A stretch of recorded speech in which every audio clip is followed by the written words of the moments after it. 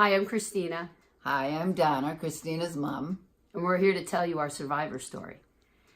It all started in June 2016, and it was a Thursday night.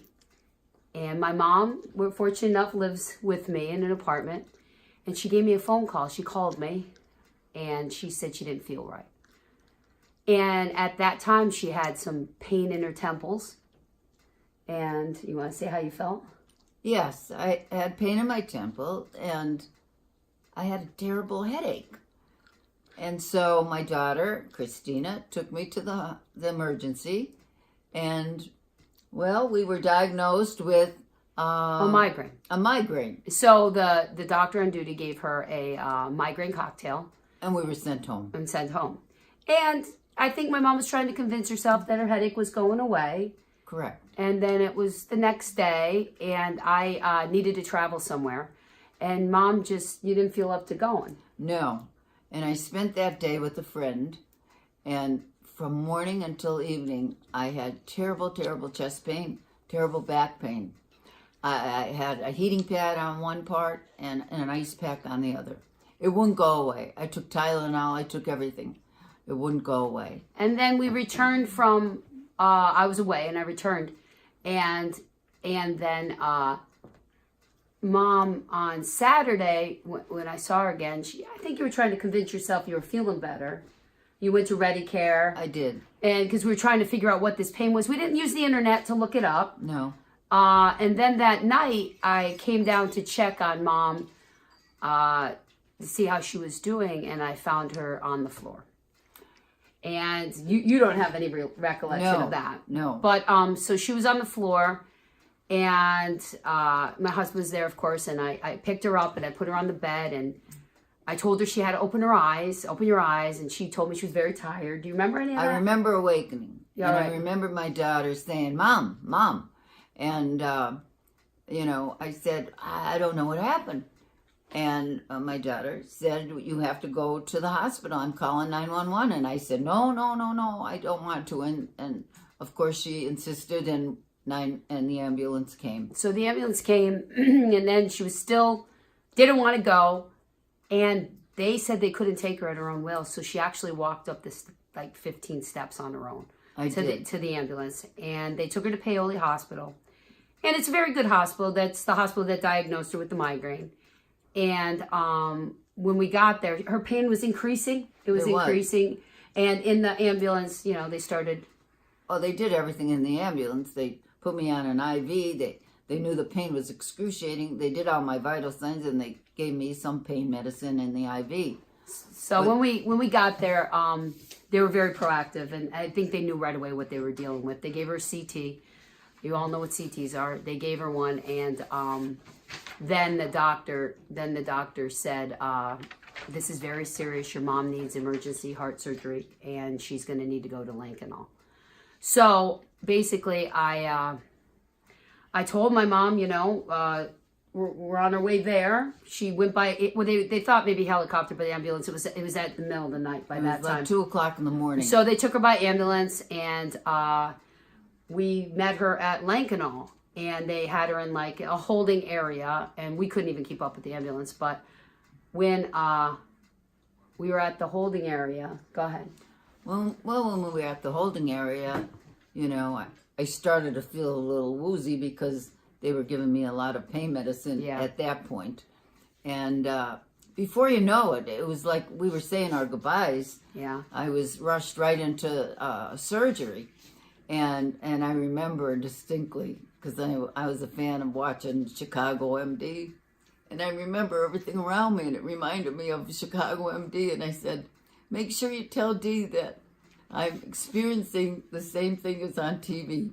And that was the end for me until I woke up 2 days later. And my daughter knows what happened in between. We all said our goodbyes. She said, my daughter was there, her only grandchild. I'm an only child. My husband, and she did talk to her sister. I don't know if you remember that, but you did say, hey, Dee, it's like Chicago, MD, and we all said goodbyes. And the surgeon told me that, I said, what are the chances? And the surgeon said, for every hour she makes it through, she has a greater chance to live. I mean, I didn't know. I didn't look on the internet. I didn't know this is an aortic dissection.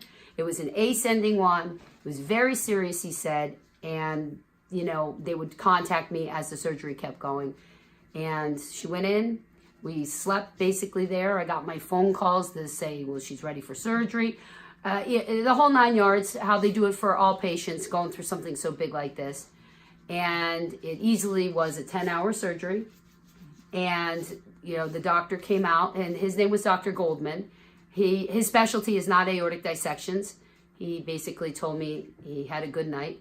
And he said to me, basically, as soon as you got on the operation table and he clamped you, it basically exploded, and it was that close. That's so close. And he had to repair the arch repair, repair and replacement of the ascending aorta.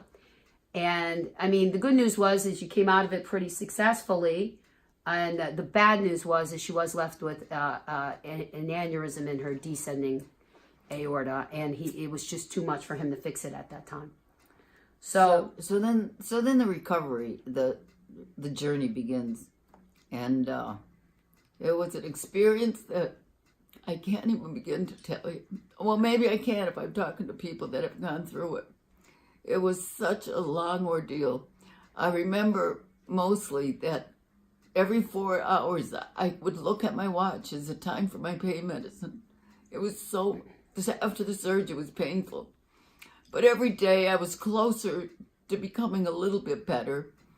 I began to walk, and you were very, very strong. I think the fine motor skills was pretty shocking, how you had to kind of learn all over again. And so, you know, I got through that fairly well. And to speed this up a little, I'll explain that I was moved then down to another floor for physical therapy. And I did do well, you know, so it was successful, I feel. And the organs came back nicely. They were really pleased with it. The little complications really were she lost the vocal cord because it was an urgent surgery, and the esophagus got weaker. And that kind of affected her swallowing moving forward. Right. Mom does have Crohn's, so we had to investigate that a little bit because we didn't know if this was a Crohn's issue, and actually it was because of the surgery that the esophagus, and she lost the vocal cord. None of which we were exploring to repair or do anything more to. No. We just wanted to recover, get home. Right. PT came, nurses came, care for the wound, get you moving. I got, as a caregiver, again, she lives in my house, so it was very convenient, but I got the house ready for her. She was on a walker. So I got rid of the carpets, the extra carpets in the kitchen. I added a light that went on by itself in the bathroom, just to make it very smooth and easy, her functioning from the bedroom to the bathroom. And it's all one floor. Mm-hmm. And as the dissection patients know, anytime she had to use the steps on the platform, I put a chair. Right. That break is needed. My mom is 70. And a very young 70. And she was very lucky because her heart's in such good shape. Back note, 2 weeks before your aortic dissection, what'd you have? 2 weeks before I went to a graduation. No, what'd you have before that? You had a stress test. Oh, that's right. That's the kicker. How we can't forget that. I had a stress test. And because of my age, I had the one that you lay down. You know, I didn't do the running on the treadmill like prior years, and everything was perfect. Perfect. Everything is good, and I ended up going to a graduation a week before, which there was a ton of walking. And I mean, Mom is fit, and she has led a decently healthy life until then. Yes. But we say this as a backstory because I think you being in shape helped with you. I think so. Working it along. I mean, there's many people much younger than you. Right. And the struggle is real. But I do want to give hope because this is aortic hope for a 70-year-old, right? Yeah, yes. A 70-year-old to be able to conquer that. And the story actually continues. We went to see a cardiologist and during the healing process, you have a million and one doctor's appointments. So we went to see a cardiologist, and unfortunately, Mom had some drainage. And it was tight, right? It was a little tight, but didn't think anything of it. Because the surgery was big. And the cardiologist assistant said, I think you have, something's happening and you have leakage in your incision. So And they we called. said, no, I must have spilled something there. No, and we thought maybe it was the ice because you were icing it because you were a little uncomfortable. Didn't know what. Lo and behold, sure enough, the cardiologist saw us. He said, I'm calling the ambulance. Your incision opened up. Yeah, well, it was infected. So we went to Paoli, and it was so infected that they made a game time decision to do a bedside surgical procedure to take the infection out. I was present for it. Mom was awake for it. I was awake. She was, of course, numb.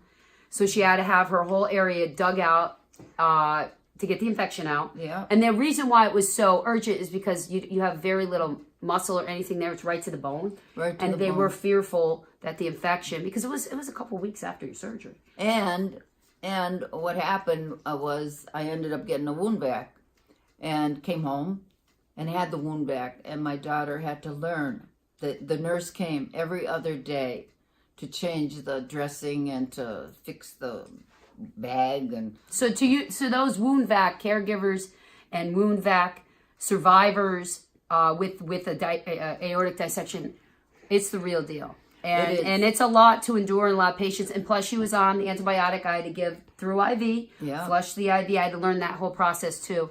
But again, But it didn't stop me. No, it didn't. I always tell people that we'd go out to dinner, even though I had the wound vac and I had the bag, and I would put it in a Walmart bag, and I'd go out to dinner, and I was carrying my Walmart stuff.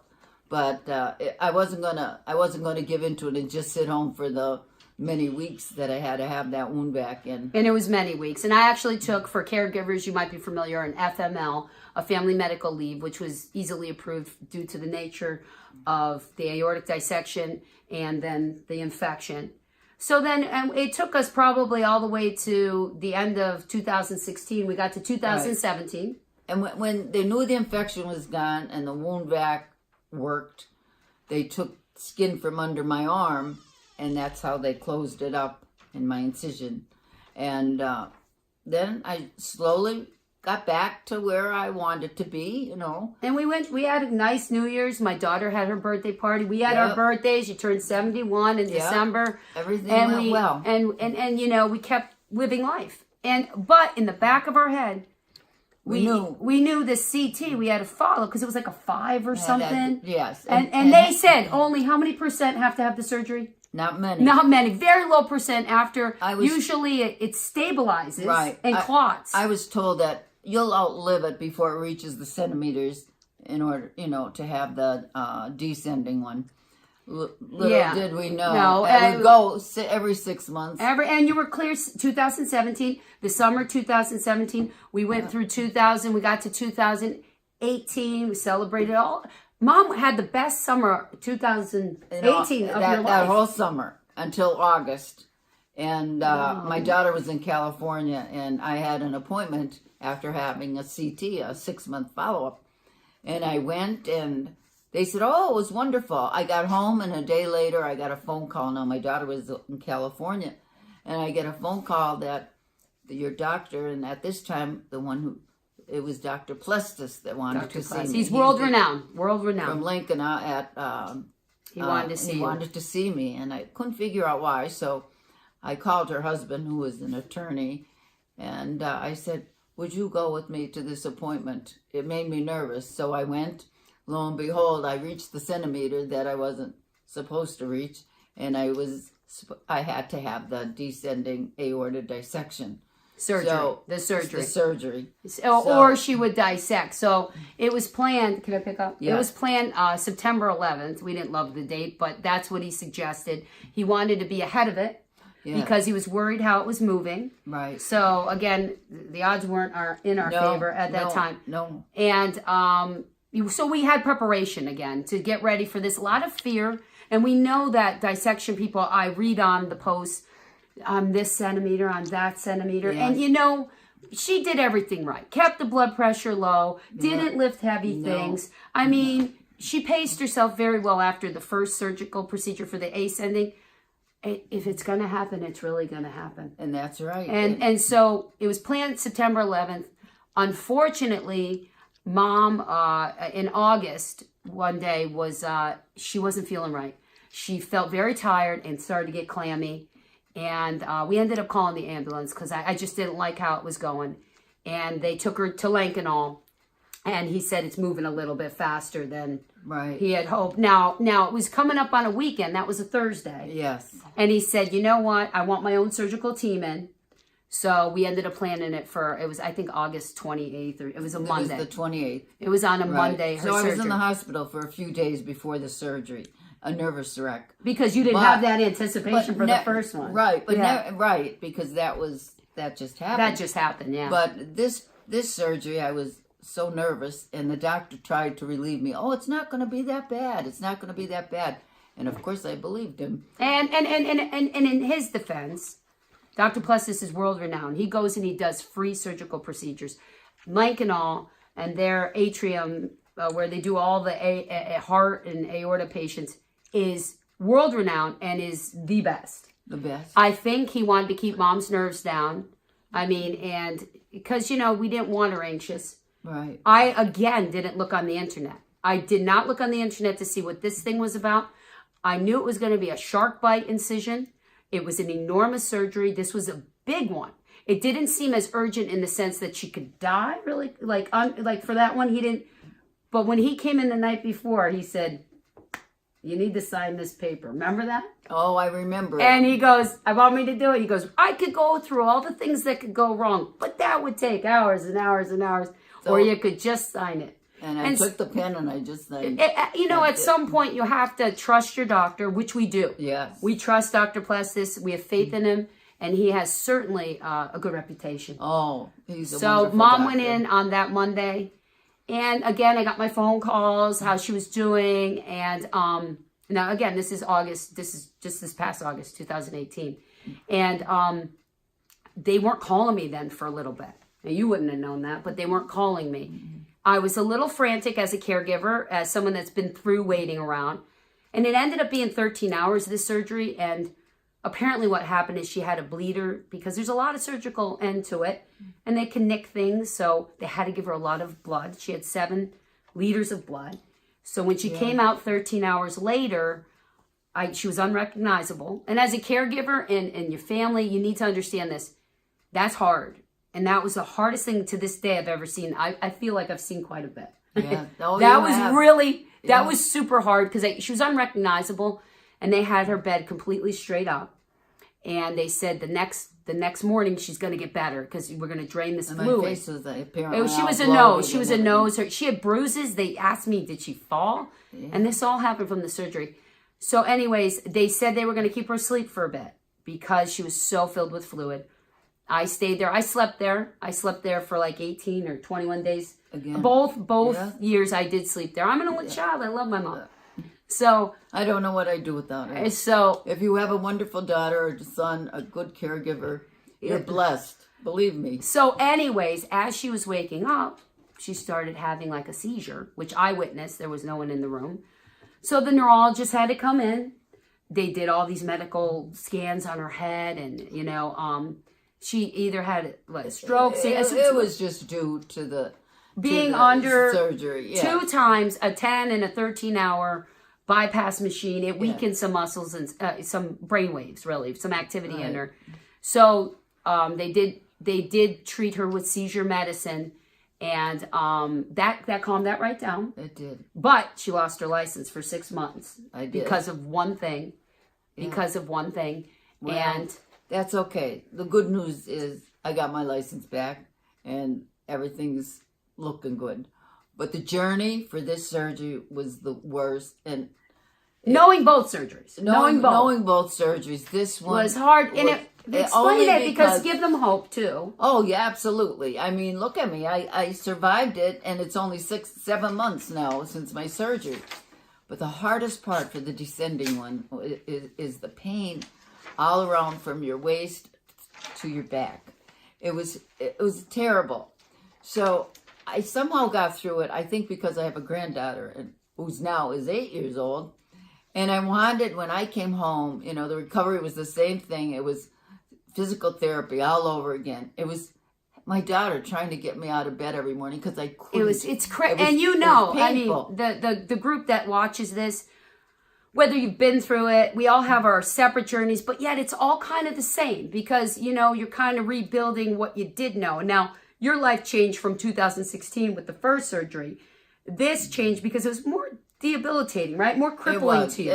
When it's from your waist around your back. And that's the other thing. It was unexpectedly quite, the whole descending. He started because he didn't know it would be that big. She had an incredible amount of damage. So this doesn't mean it's going to be, if you're having a descending, it's be you.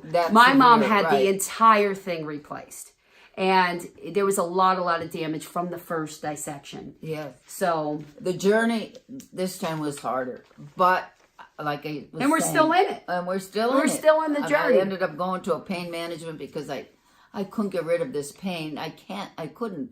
And he gave me an abdominal epidural. And I think that's helped me tremendously. And as I was saying earlier, because of my granddaughter, who's now 8 years old, every day I wake up from that surgery when I came home and put my makeup on, do my hair. She does. And think positive. I do it because of my granddaughter and my beautiful daughter, my caregiver. But you have to think positive.